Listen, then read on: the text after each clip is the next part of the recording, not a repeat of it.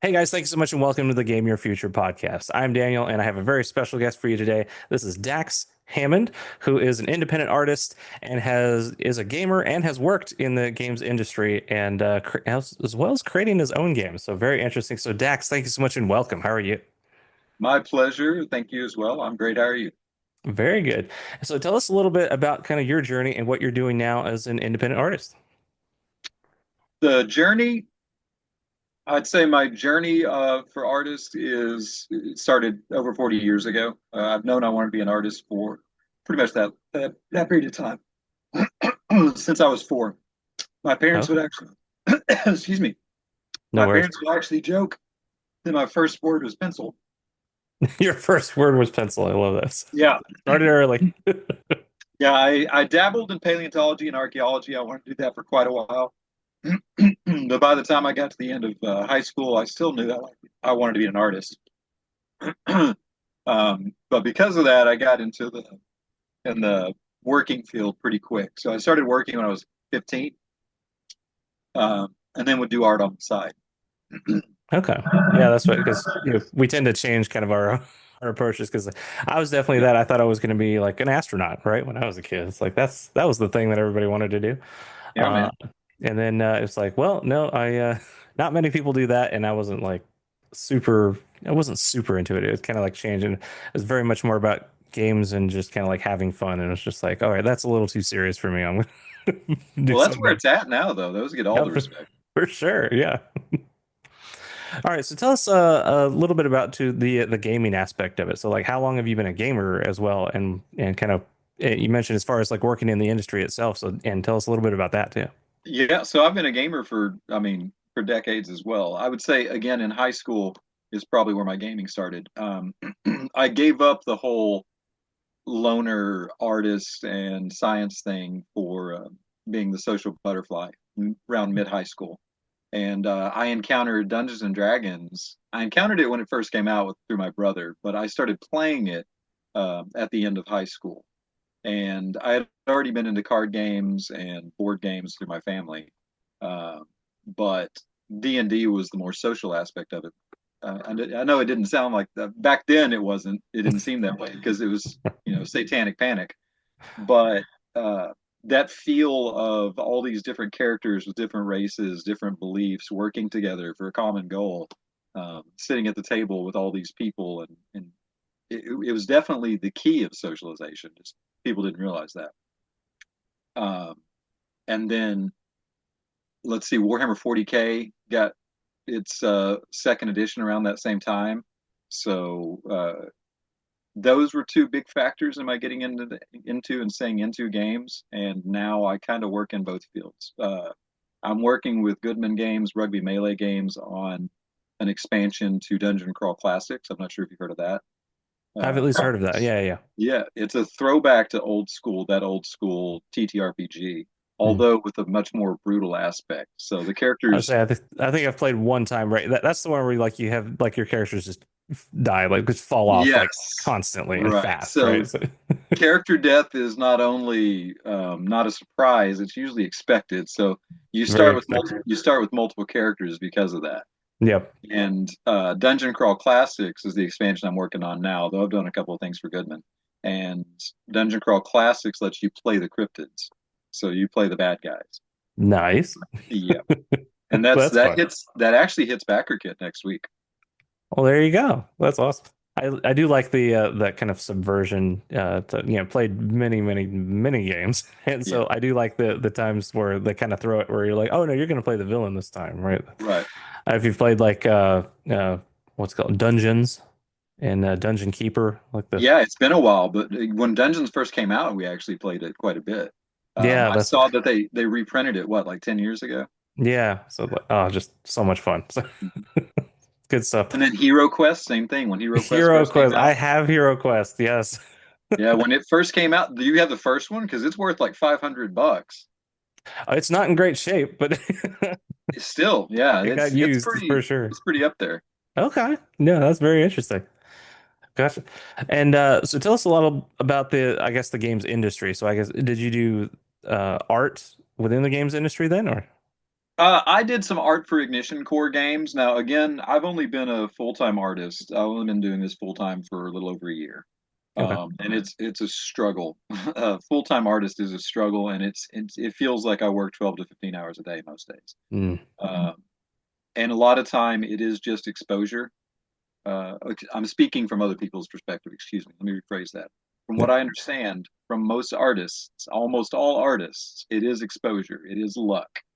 And the ones that don't tell you that, I think that they don't understand that they lucked into it. So my exposure is honestly since January, my exposure is kind of doing great. I think you and I may have talked about that a little bit when we Yeah. actually talked. Keep your fingers crossed, but it's still rough. It's not knowing for sure when your next paycheck's going to come is not the greatest feeling in the world, but it beats the 9 to 5. It beats the 9 to 5. Yeah, that's I'll say I came from the corporate world, like from the 9 to 5, and it's like there's something to be said for like the steadiness, I guess, of the paycheck, whether you do good or bad. It's like, well, the check's still coming, but it is a different feeling, right? Yeah, Where it's and just like the social outlook too. I mean, everybody expects you to work 9 to 5. I'm sorry, not everybody, but most. almost everyone in your life expects you to work 9 to 5 to fall in line. And Yeah, so when 98% of the people in your life are telling you this is the way things should be, whether you believe it or not, you start to believe it.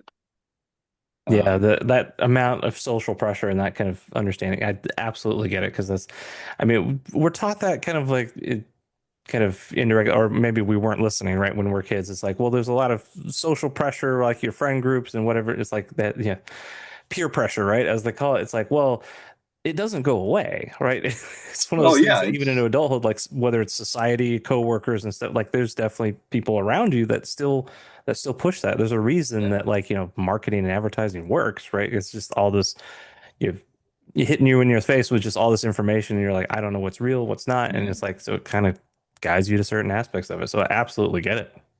Imagine also being a Bible Belt preacher's son.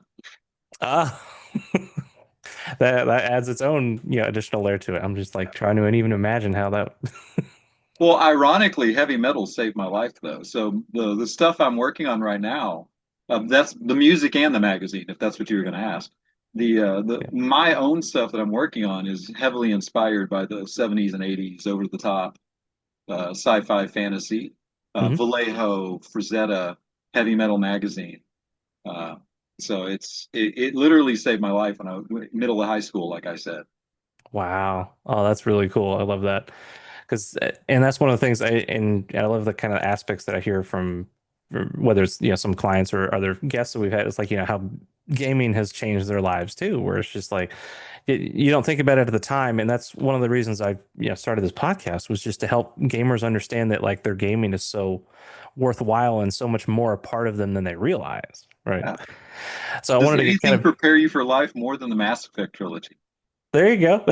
So Seeing I want to you dig into see, that one. dude, So by the time you get to Mass Effect 3, seeing the impact of your decisions was nothing has been the same in the game industry since Mass Effect the trilogy. Uh, no, I you wanted to dig you into that more as far as like the consequences of yeah, your actions and kind of like seeing yeah. that unfold. Like, I would love to hear more about like, what were you thinking when you were like trying to do that? Like, as far as, how do you So have you play played it? Mass I don't Effect? want to spoil too much if you haven't played it. And would you believe I haven't played the Mass Effect trilogy? So you should. Yep. The Gamer Pass and Steam, it's free on Gamer Pass if you've got that, but Steam's got it cheap right now. The trilogy just came out a couple of years ago and it's a remaster and it's worth Hmm. it. Because I would say the Mass Effect trilogy is probably my favorite games of all time, finally beating out Final Fantasy VII. And because of that, you've got all these. Uh, I mentioned how I feel about tabletop RPGs, how they make your teamwork more cohesive, more so than sports. I think. I mean, I've played sports. Volleyball's there's not much. It doesn't take much to get me on a volleyball court, but I don't think anything can prepare you for working together with others like a tabletop role playing game. Like I said, multiple characters of different races, different beliefs, believing in different gods, but they put all that aside, work together for a common goal. Most of the time, of course, not every party, not every party meshes. But in the Mass Effect trilogy, BioWare they created something that had never been done, at least not to that degree. I know they did Star Wars Knights of the Old Republic, which was starting that evolution, but nothing's topped it since because you not only can you build these relationships with your crew, you can build an actual romantic relationship with someone. Uh, the depth is wide. The depth is wide. The scope is wide. The depth There we is go. deep on Gotcha. that relationship, depending on the relationship, some more than others. And uh, not only that, but you immediately in the first Mass Effect, you start seeing the repercussion of your choices because there comes a point in the first game, and I'm not going to spoil it for you because you need to play it. You got a crew member. You have to choose between two crew members to die. There's a Oof. point where somebody's got to die, and you choose who it is. There comes a point in the first game where a crew member pulls a gun on you, and you can either talk them down, kill them, or if your charisma is high enough, somebody else in your team might kill them for you. Then by Wow. the end of the game, you have to choose whether to focus on a council or your fleet. And if you choose the fleet, repercussions show up in the second game. If you choose the council, repercussions show up in the second game. And the feeling of the game really changed from one to two. One is way more of an RPG. Uh, the side quests, I mean, the quickest playthrough you're going to do of one is probably like 30 hours. Minimum. That's probably the quickest. But Wow. two is more of a cinematic feel, yet keeps the relationship aspect. And there's a character. They've got these loyalty quests, and there's a character in two. It's an optional character. If you do a loyalty quest, about halfway through the loyalty quest, you have to make the decision to keep with your agreement with this character to track down this person that did him wrong, or to save all these people that they just put in danger by blowing up this factory. And throughout the rest of the mission, if you choose to go after the guy and keep to your word, while you're tracking him down, you hear the cries of all those people dying and in pain. Oh, Exactly. It's so rough. you feel the impact of that Yeah. choice. Yeah. And that's, I mean, yes, there's a, every type of game, there's a point to it. I mean, if you're picking up Fortnite or uh, Marvel Rivals or something quick like that, it's just to get that aggression out. Space Marine 2. But with something and or there's puzzle games where you're just sitting on the toilet, trying to play puzzle game. There's board games with friends, quick games. There's setup board games with friends, long games, tabletop games. But when you're playing something like Mass Effect, it's for that relationship. It's for that feeling, and it's also for that perspective because you're encountering something that you may or may not encounter in life, and now you're like, oh, okay. I don't usually think about my effects on other people anymore, especially now. You have to see it. The last couple of years, most people don't think about the next person at all. Yeah. Uh, so you, with those types of games, especially, or with TTRPGs, you get that aspect of having. You're forced to think of another person's perspective. Uh, you're building, you're building those not defense mechanisms. What's the word? I mean, defense mechanisms works. You're building those defense mechanisms for yourself. Where, okay, I need to think about somebody else, right? Or I need to consider somebody else's belief structure, or what have you. Those path gaming choices.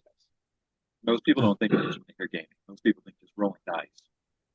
Right. And that's yeah, because that's definitely an aspect that a lot of people see, I think, from especially from the outside, right? Looking in, those the non-gamers, right? They'll say like, well, you're wasting time just, you're fiddling with a controller, you're rolling dice, like, that's it doesn't seem to, again, from the Yeah, outside, it's like, well, you're not having an impact, you're not really doing anything. yeah.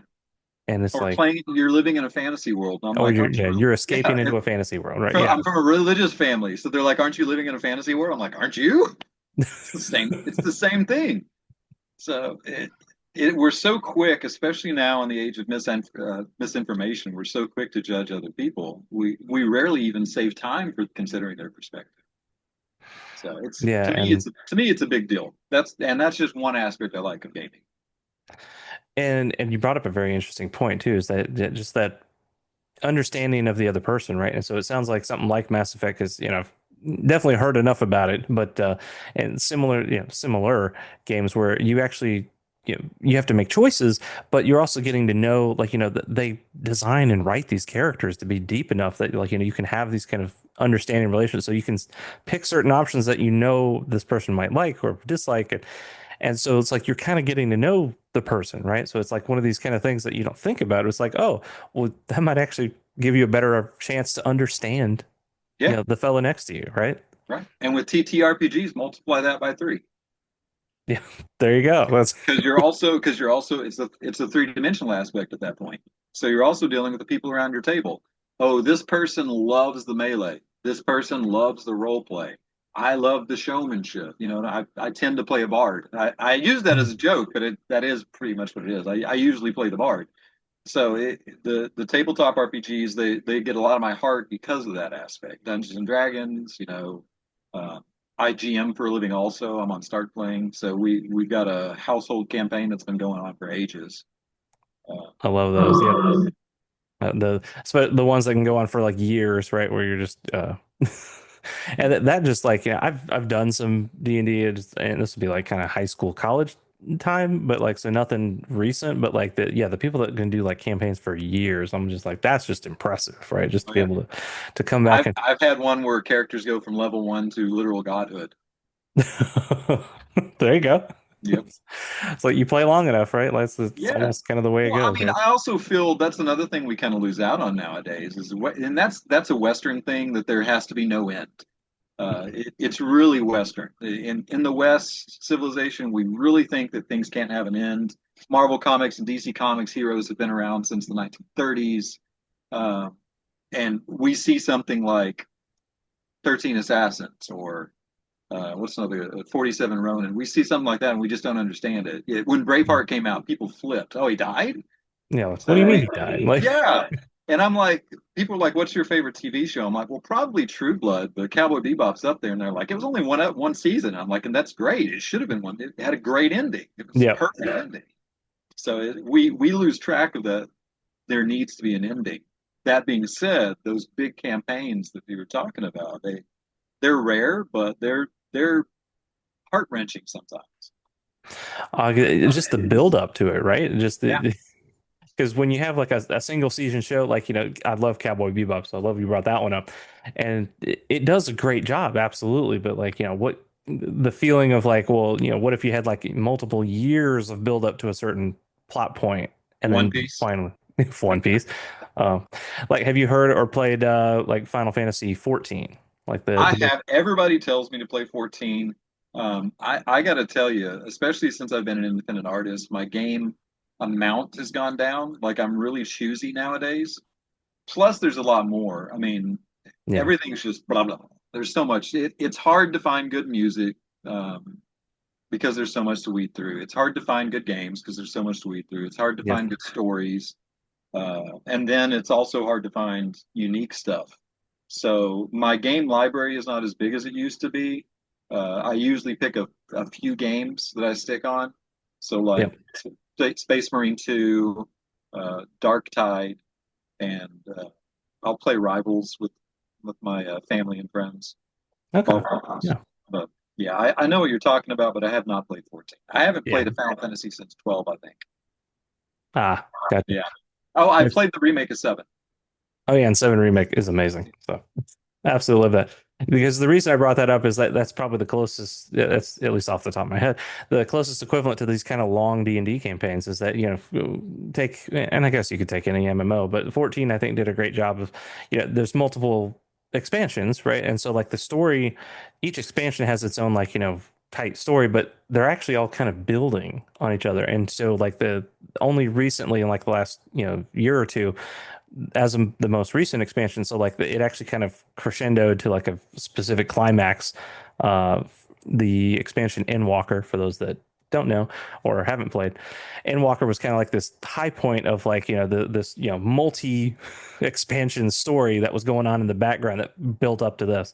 And now the newest expansion is like almost kind of starting over in a sense, where it's just like, hey, we're going to start building a new story now. But just going for, because I guess when Endwalker came out, I mean, we're talking like at least 8 years, right, between, A Realm Reborn, like the reboot of it, to Yeah. Endwalker was, I mean, four expansions and 8 years, and it's like, oh, it's been all building to this, and it was like, that's really cool to me. So like, That so is when you cool. see the the multi-year D&D campaigns, I'm like, yes.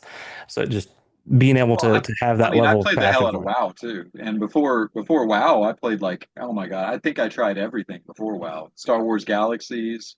I Uh, played Galaxies too. That's awesome. did you? Yep. Yeah, it was. It was such a good game. Really, really underrated.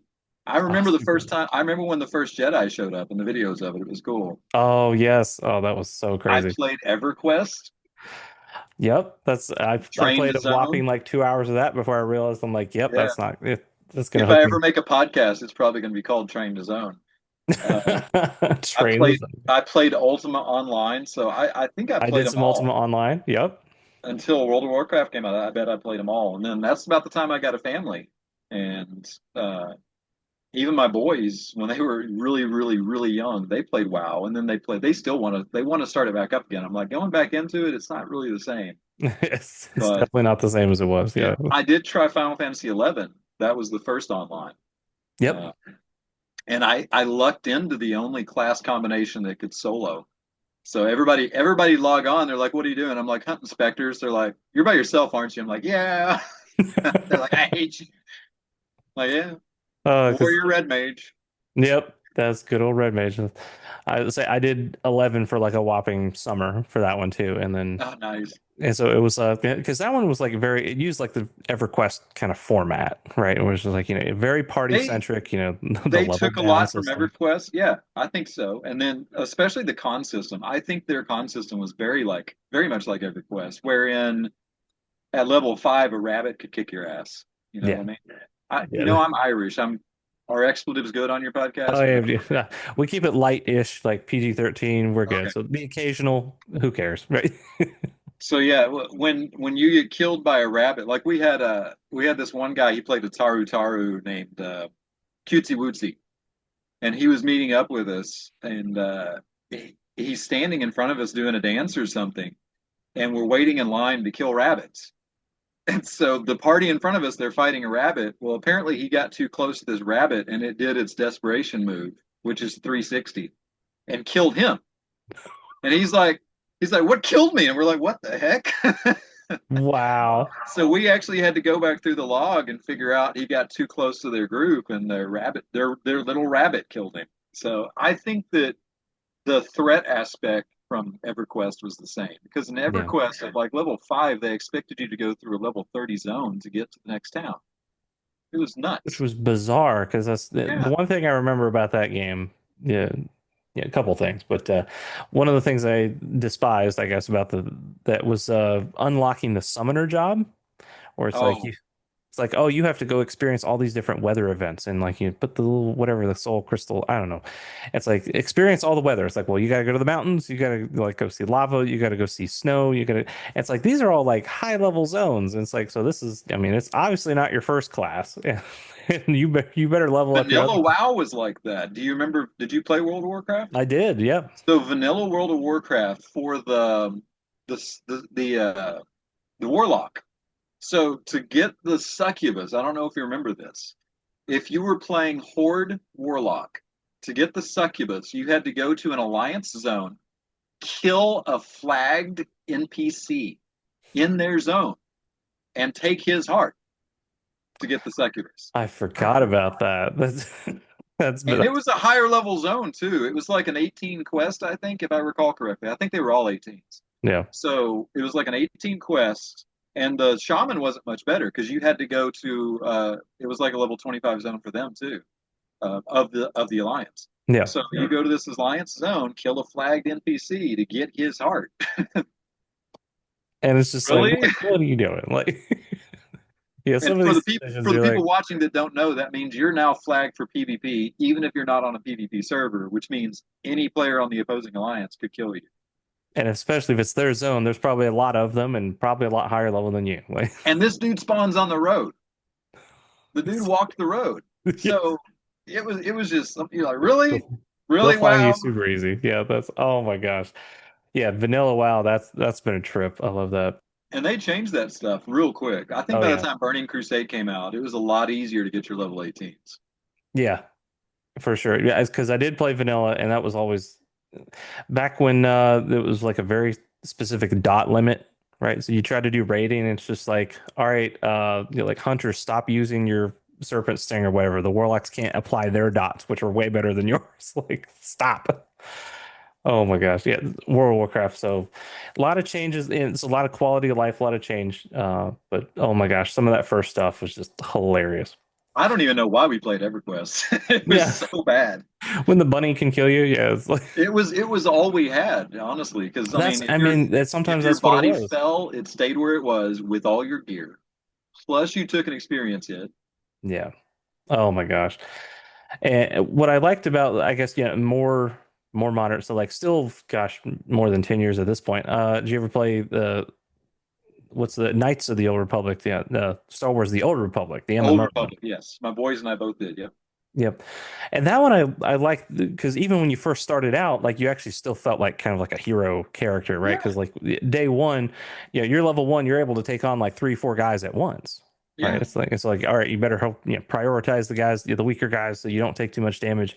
But you're sitting there fighting four or five things, and you're like, all right, now I feel like I'm in the Star Wars universe and I'm fighting bad guys, whatever, as opposed to like Final Fantasy 11 or EverQuest, where you're like, there's one bunny and he can kill your whole party in an instant if you're not careful. And you're like, what? And again, BioWare raising that roof. I mean, Yeah. look, the Jedi Guardian quest, was that not one of the best class quests of all time? You go find an ancient lightsaber and re-imbue it. Yeah. So yeah, I did a little bit of Jedi Guardian. We played Dark Side. Yeah, I, we I tried was it all. We we did. literally had a whole family because you could make that family. Oh yeah, the So family my tree. Yep. boys and I had a family of what was the cat race called? Oh gosh. Now you're testing my I knowledge. played so much Monster Hunter, I wanted to say Lineans. No, it's not that way. No, I can't remember. I'm it's Cath? gonna I which can't one? remember. I want to say Cath, but I don't think that's it. It might be. Anyway, the cat race. We had a Yep. whole family of Thundercats. That was the name of the family tree. I love it. Big inspiration. Best Yeah. opening of all time. There you go. So much fun. But guys, and I know we could talk for hours on just some of these games, some of Yeah, these MMOs, but just wanted to at least, before we wrap up this particular episode, I just wanted to kind of call back to helping gamers and just, understanding kind of your journey. yeah, So everything that, from your experience playing MMOs, from everything, now starting as a, more recently as a full-time artist, for somebody that is looking from the outside looking in. And so I'll say so. I want to cover two. So from somebody from the outside looking in, meaning non-gamer, what would you say to those kind of people that they have that initial reaction that is like, you're just escaping. It looks like a waste of time. What are you doing? What would you say? Well, so first off, oddly enough, the opening to my TTRPG I was telling you about, I have a whole chapter on intros to TTRPGs, and it covers that aspect. Uh, and in it, it talks about different types of gamers. So, uh, and my RPG kind of plays to that. So find out what the first thing I want you to do is find out what kind of gamer you are, and that could change from session to session. So find out why you're here and what you want from it. And I think no matter what game you're going into, that's what you should come from. Because I have found that a lot of people that don't get into gaming, it's because of the disconnect from society, which is Mm. going away.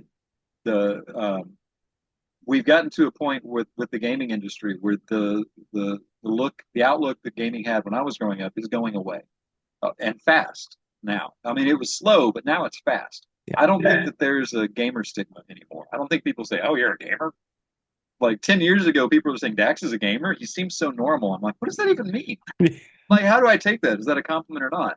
But now I would say that while the stigma is going away, when you approach a game, you have to approach it from what do you want out of it? Because for one, there's different types of games, and there's also different types of games. So, like we were saying earlier, if you're just wanting to sit on the toilet and play a puzzle game, they're out there. Don't get addicted to necessarily one type of game, at least not right away. So if you're looking at an RPG, what you want from it is a good story. I mean, people are saying Critical Role changed the face of gaming forever because people understand now that TTRPGs, it's about one person telling a good story, and then the rest of the party adding to that story, crafting that story, and acting. I mean, there's really a lot of acting in it. A good TTRPG is in some ways better than a Marvel. You don't have you don't have those special effects, sure, but I mean, you get more attached to these characters. Uh, there's no replay value, or there's no replay. Like you can't go back and I mean, some good GMs may throw time travel. You can't Yeah. go back and watch the same thing over again. You're playing through it, like that campaign I was telling you about. That one of the characters died. So one Yeah. character became a god, sure, but one of them died too, and they sacrificed themselves for everybody else. Mm, So what you're wanting from games is key in what you're going to play, and then what you get from it is the next step. Because you get from games what you put into them, especially in TTRPGs uh, or in Mass Effect. You, games that have a created character, you get to know you get in the shoes of that character. If it's just an action game like first person shooter like Call of Duty, you're just wanting to vent frustration, and that's fine too. Marvel Rivals, you're wanting to play PvP, you're competitive, that's fine too. But don't go at an RPG like you go at a competition. Don't go at an RPG like you go at an event. Uh, if you find the right group and they're okay with that, sure. But I mean, put the group first. Put the group first. there's that is so important too. There's so much wisdom right there. Because yeah, put the group first. I love too. Because that's even playing MMOs and stuff too. Because like you're grouped up if you do like the raids, right? The in-game Yeah, content. Like you need to put together a team to do this half the time. That's where the static kind of even Marvel terminology came Rivals. from. Yeah, even Marvel Rivals. It's a team And even game. Marvel, yeah. So having the team first, because like if you don't work well together, you're probably going to fall apart, or you're going to Yeah, hit some play kind of a Fortnite. limit, right? Play Fortnite. There's a world of Fortnite players in every damn game right now, and it's frustrating. The community is garbage because of that. Yeah, that's when everybody just wants to deathmatch, and you're just like, no, there's an objective, guys. Like Yep. let's do that, and it's like no. Five of y'all just pick DPS. Really? That's, Really? yeah, so I haven't done Marvel Rivals, but I played Overwatch, right? So they're very similar, and Yeah. that was always telling, right? It was 5 DPS, or if it was the favorite was like, hey, objective, move the payload, and everybody's death Yeah. matching over here, and one person pushes the payload and wins. It's like, what happened? It's like because you guys didn't fight on the payload, but Yep. it's so Yep. funny. Got it. Oh my gosh. And then, yeah, just the outside. So I love the outside looking in perspective that you had, and just kind of everybody's different, and looking at kind of that holistic, saying like, what do you want from your games is huge. Yeah, I haven't heard somebody say Yeah. that particular advice, so that's amazing. Yeah. And then the last question on turning it to the gamers themselves. So we hear so I love and I kind of see that too. Like the stigma is kind of slowly falling away, and maybe more quickly now. But so now, what's kind of the next level? Like where do we see ourselves going as gamers in society now? Man, um, so on an existential slight rabbit trail, that depends on our society because I honestly and I'm sure you feel it too. It feels like we're at a pendulum swing right now. Mhm. So I think the next year is going to be crucial to deciding all of that. It feels like the last 8 to 9 years, maybe 7 to 9 years, has been building up a whole bunch of just hate. Like hate has been predominant, and hate has been the cool. But it's starting ever since last year. I think it's slowly starting to come back around that it's okay to be good. Like, I mean, honestly, even if you're an asshole, I mean, I think we need good assholes right now. People that aren't afraid to say, "Hey, you're being wrong. Yeah. You're wrong." And I'm not being rude by saying you're wrong. You just need to realize that you're wrong. Uh, it- It's I was gonna so say like let's have that discussion, right? It's been so much like whatever it's you can call it name calling or berating. It's just like yeah, let's agree to disagree. Let's have the conversation, right? Like instead of just complete shut down the conversation, nobody yeah, talks, and it's just yet nothing gets done. Then it's like yeah, you're right. Just this seething hate, and you're just like you can't get past this. It's like well, no, let's have a conversation. Let's actually like work through this. Yeah, so long as there's that line, because I mean the paradox of acceptance is that you can't accept non-acceptance, right? So if you've got the people, and this is what I was talking about by the hate, if you've got people that just cannot accept other people, let them go. Let them go. Tell them they're wrong. Let them go if they don't Yeah. change. And gaming's kind of the same way. I mean, if like we're thinking about dropping rivals because of what I was telling you about the cheaters, the Fortnite players. Yeah. The Not toxic trash. behavior that, yeah. None of this is trashing Fortnite. I don't play Fortnite because that's not what I want. But you don't bring Fortnite to Marvel Rivals. That's my point. Right. So that's what I would say. I would say after this paradigm swing, we'll know for sure where gaming is going to go. I think the stigma is probably gone. Um, I think that there's a big push for TTRPGs right now, which I'm loving. I mean, Chris Pine, read what Chris Pine said in an interview about Dungeons and Dragons. It was amazing. And I have to see that. Vin Diesel's kid is GMing their campaign right now. So That's awesome. yeah, I mean, people are playing them that never played them before, and they're like, "Oh, I can't believe that we don't do this in school." And I'm like, "Yeah, exactly. That's my point. That's why I have that intro because I think right now TTRPGs are getting big because it's that social paradigm and because it's teaching you to. I mean, if you want to say it, be woke. Because according to the outlook on woke, it's accepting others, right? So, okay, yeah, it teaches you to accept others. I don't know where we got to thinking that that's a bad thing. Yeah. Uh, That's so, I mean, be bizarre accepting, world that we live in for sure. right? Yeah. So, I mean, whether you're good or bad, the whole Buddhism thing of there being no good and bad, I love Buddhism, but I don't agree with that. Your level of good and bad is a clear indication of your level of selfishness. Selfishness is good, it's necessary. Scientifically, you need to be selfish at least a little bit.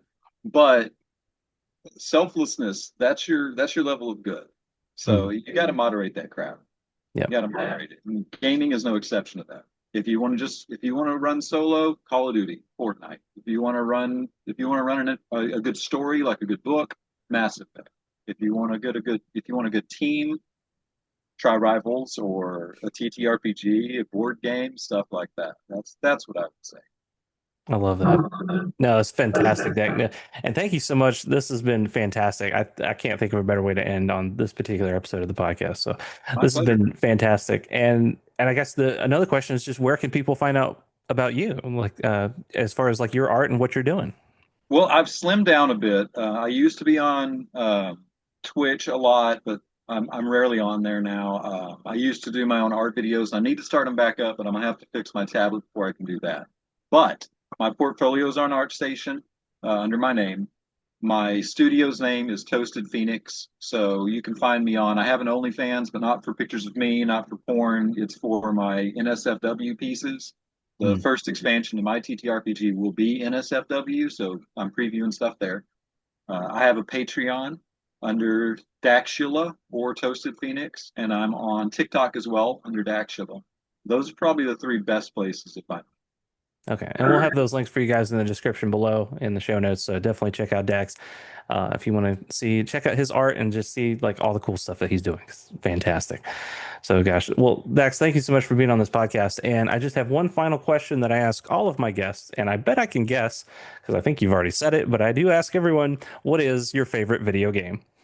Favorite video game of all time, Mass Effect 1 through 3. If I had to pick one, probably two. Got it. So there you go, Mass Effect.